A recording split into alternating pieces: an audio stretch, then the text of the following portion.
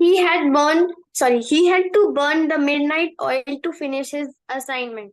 उसे अपना असाइनमेंट पूरा करने के लिए देर रात तक मेहनत करनी पड़ी. Read out next one also. She is burning the midnight oil to prepare for her exams. वह अपनी परीक्षाओं की तैयारी के लिए देर रात तक मेहनत कर रही है. Okay. Okay, what does it written? Burn the midnight oil. इसका मतलब क्या हुआ? देर रात तक मेहनत करना. काफी लोग होते हैं देर रात तक मेहनत करते हैं, ठीक है. So here in this way आप यहाँ पर इस फ्रेज का यूज कर सकते हैं, बर्न द मिडनाइट ऑयल. ठीक है. He had to burn the midnight oil to finish his assignment. उसे अपना असाइनमेंट पूरा करने के लिए देर रात तक मेहनत करनी पड़ी. कई बार हमें भी असाइनमेंट मिल जाता है, आप लोग को भी असाइनमेंट मिलता होगा. तो कभी कभी क्या होता है, हम देर रात तक मेहनत करते हैं. तो उसे अपना असाइनमेंट पूरा करने के लिए देर रात तक मेहनत करनी पड़ी. देर रात तक मेहनत करना मतलब in this case you have to use burn the midnight oil. ठीक है, burn the midnight oil. What is it next one? वह अपनी परीक्षाओं की तैयारी के लिए देर रात तक मेहनत कर रही है. ठीक है, वो कर रही है. So here she is burning the midnight oil, मतलब वह अपनी परीक्षाओं की तैयारी के लिए, कल इसके एग्जाम में आने वाले हैं, तो वह अपनी परीक्षाओं की तैयारी के लिए देर रात तक मेहनत कर रही है. In this case you can also use she is burning the midnight oil to prepare for her exams. तो मतलब देर रात तक मेहनत करना, या कहीं आप कोई ऐसे काम कर रहे हैं जो असाइनमेंट पूरा कर रहे हैं या फिर अपनी परीक्षाओं की तैयारी कर रहे हैं. So here you can use burn the midnight oil.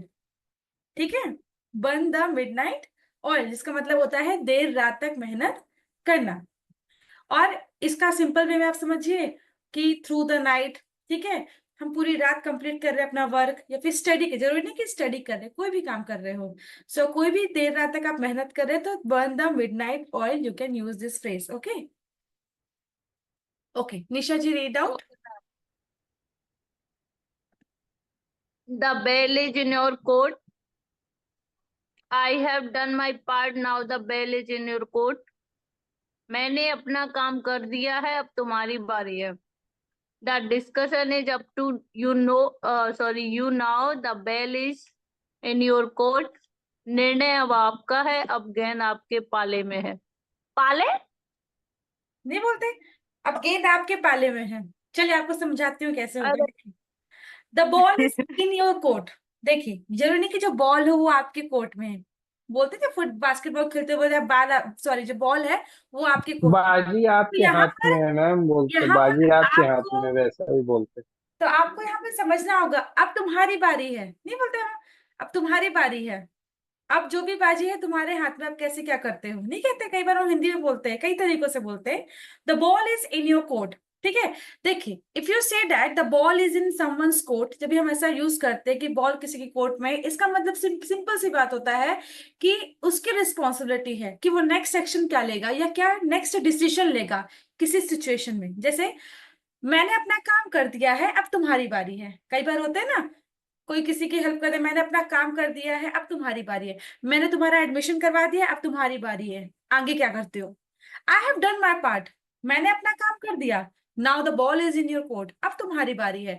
जब हम ऐसा कहते हैं ना, अब तुम्हारी बारी है, मेरे को जो करना था मैंने कर दिया, अब तुम्हारी बारी है. तो जब ऐसा बोलते हैं तो आप कैसे यूज करेंगे फ्रेज को? The ball is in your court. Okay, मैंने अपना काम कर दिया. I have done my part. Nisha ji, I have done my part. Now the ball is in your court. Is it clear to you? चलिए next sentence क्या है? Yes, ma'am. निर्णय अब आपका है, यस मैम. अब गेंद आपके पाले में है. वैसा वो लिखा है, अब गेंद आपके पाले में है, बट आपको यहाँ समझना होगा कि वो मीनिंग क्या दे रहा है. निर्णय अब आपका है. समझ लीजिए मैं आपका एडमिशन करवाती हूँ किसी में, ठीक है. अब मैंने आपको तो राय दे दिया, लेकिन निर्णय अब आपका है कि आप कहाँ एडमिशन लेते हैं कि नहीं लेते. अब गेंद आपके पाले में. The decision is up to you now. हम बोलते हैं ना, the decision is up to you now, the ball is in your court. अब गेंद आपके पाले में है. Yes ma'am. ओके. और कोई सेंटेंस अगर आप हिंदी में ऐसा बोलते होंगे तो बताइए. मैम जैसे कि बाकी अब आपकी मर्जी. हाँ, ऐसा भी बोलते हैं, अब तुम्हारी बारी है, या फिर बाकी आपके ऊपर है. और कोई सेंटेंस? चलिए कोई बात नहीं. एक बात ध्यान रखिएगा, अब तुम्हारी बारी है, तो अब इसके लिए आप यूज करिए the ball is in your court. ठीक है. Okay, Purnima ji read out.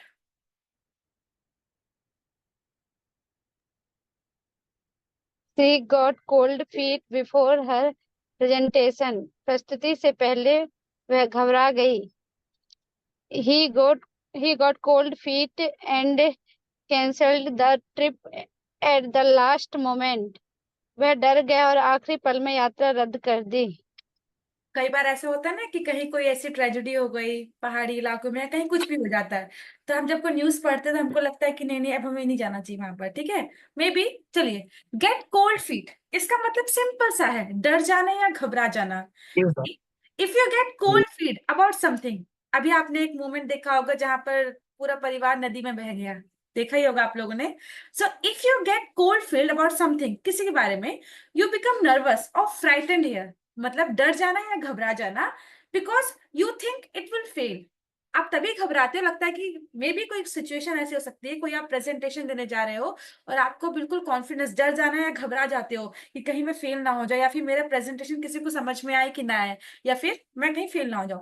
So here what is written, प्रस्तुति से पहले वह घबरा गई. हमारे साथ भी होता था, आप लोग के साथ भी होता है, जब आपकी टर्न आती है, स्टेज फियर कई लोग को रहता है, तो प्रस्तुति से पहले वह घबरा गई. She got cold feet before her presentation, मतलब प्रस्तुति से पहले ही वह घबरा गई. She got cold feet before her presentation. And what is the next one, वह डर गया और आखिरी पल में यात्रा रद्द कर दी. जैसे कि मैंने आपको बताया अभी मोमेंट, अभी हाल ही में कुछ ऐसे ही हुई थी, ट्रिप में लोग घूमने गए थे और नदी में सारे परिवार पूरा बह गया, देखा ही होगा आप लोगों ने news. So here he got cold Yes. Feet, he got cold feet and cancelled the trip at the last moment. आखिरी पल में यात्रा उसने रद्द कर दी क्योंकि वो डर गया, फ्राइटेंड हो गया. he got cold feet, he got cold feet and cancelled the trip at the last moment. तो get cold feet का मतलब क्या होता है, डर जाना या घबरा जाना. सो इन दिस, मैम जैसे हम हाँ जब हम घबरा जाते हैं तो हम ठंडे पड़ जाते हैं ना मीन. हाँ, आप लोग कई बार बोलते हैं ना घबरा जाना, थोड़ा सा हाथ पैर ठंडे हो जाते हैं, सबसे वर्ड आप लोग यूज करते हैं ना, बट उसके लिए अलग चीज है. बट फिर भी आप समझ जाइए कि जब आप घबरा जाते हैं या डर जाते हैं तो here you have to use get cold feet. Is it clear to you? Yes ma'am. Yes, ma'am.